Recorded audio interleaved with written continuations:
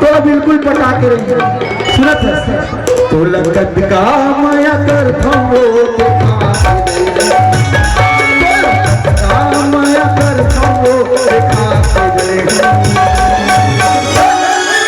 सत्यनाम जुड़ायो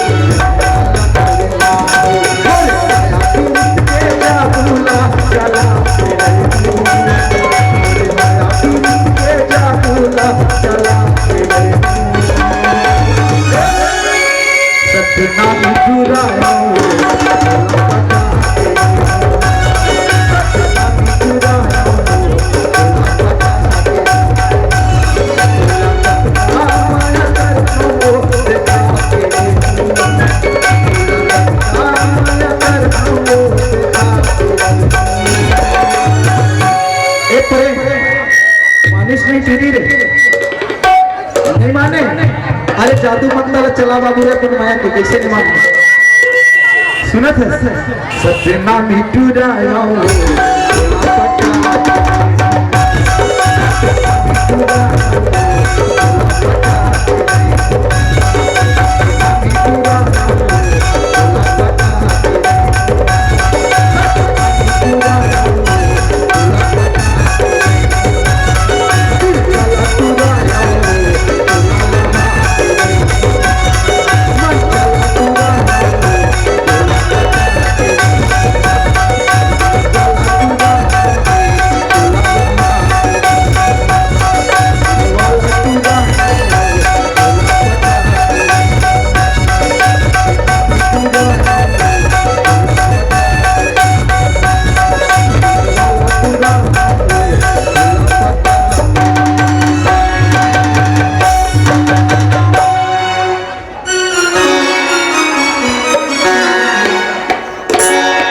छत्तीसगढ़ के जम्मू कलाकार मनला प्रियांशु स्टूडियो के तरफ से नमस्कार है, जय जोहार है।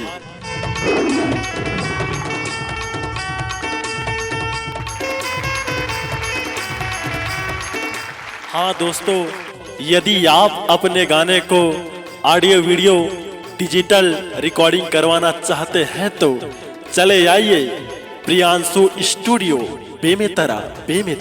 मोबाइल नंबर है 9399345518।